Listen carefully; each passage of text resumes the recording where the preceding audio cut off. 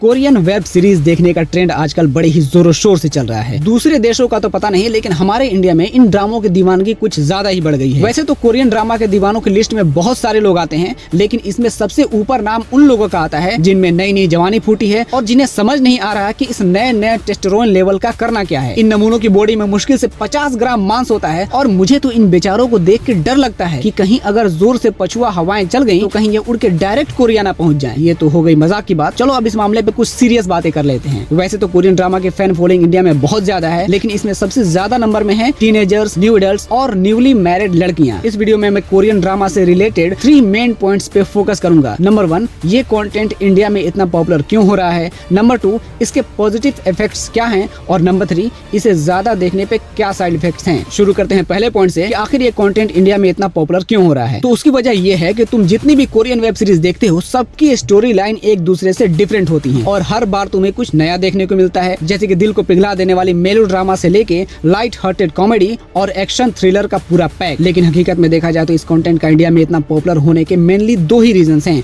पहला ये कि इसे देखते टाइम तुम अपनी डेली लाइफ के लफड़ों से थोड़ी दूरी बना पाते हो। उसके बाद दूसरा और इसमें भी मेन रीजन ये है कि इन ड्रामों में जितने भी कैरेक्टर्स होते हैं उनमें से मैक्सिमम कैरेक्टर्स तुम्हारी डेली लाइफ से रिलेट करते हैं। यहाँ तक कि किसी सीन में तुम्हें ऐसा लगता है जैसे ये तो मेरी स्टोरी है, या फिर ये कि काश ये मेरी स्टोरी होती। कोरियन ड्रामों के फायदों की बात करें तो इनकी बेहतरीन स्टोरी लाइन तुम्हारी एंजाइटी दूर करने में काफी हेल्पफुल होती हैं। कोरियन ड्रामों के डिफरेंट जॉनरा तुम्हारे खराब मूड को ठीक तो करते ही हैं, साथ ही कभी कभार तुम्हारी नजर में ऐसी भी स्टोरीज आ जाती हैं जो तुम्हारी रियल लाइफ से रिलेट करती हैं और साथ ही साथ तुम्हारी रियल लाइफ के प्रॉब्लम्स के सॉल्यूशन भी दे जाती हैं। तुम्हें दूसरे कल्चर्स के बारे में जानने का मौका मिलता है, जिससे तुम दुनिया को और भी बेहतर ढंग से देख पाते हो। ये तो हो गए फायदे, लेकिन तुम्हें तो पता ही है कि हर फायदेमंद चीज में थोड़ा बहुत नुकसान तो रहता ही है। कोरियन ड्रामा देखने का सबसे बड़ा नुकसान तो यही है कि इनकी बेहतरीन और अनएक्सपेक्टेड स्टोरी लाइन की वजह से ना चाहते हुए भी तुम्हें इस कंटेंट का एडिक्शन हो जाता है। रात रात भर जाग कर तुम पूरा का पूरा सीरीज खत्म कर देते हो और दिन भर नींद की वजह से थके थके से महसूस करते हो। यहाँ तक कि आंखों के नीचे डार्क सर्कल्स यानी काले धब्बे पड़ जाते हैं। अगर तुम टीनेजर हो तो इस एडिक्शन की वजह से तुम सही से स्टडी भी नहीं कर सकते, और अगर तुम एडल्ट हो तो इसका बैड इफेक्ट तुम्हारी जॉब लाइफ में भी दिखता है। अगर तुम बहुत ज्यादा कोरियन ड्रामा देखते हो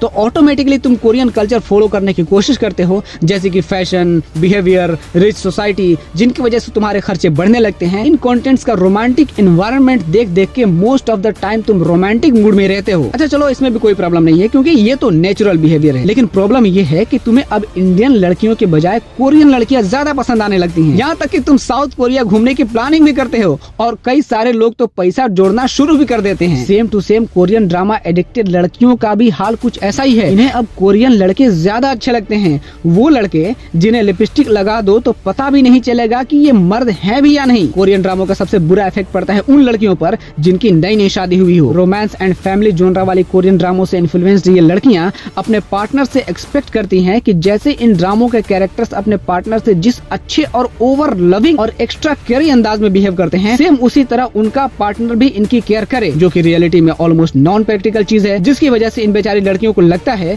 कि उनका पार्टनर एक केयरलेस इंसान है और बात डाइवोर्स तक पहुंच जाती है।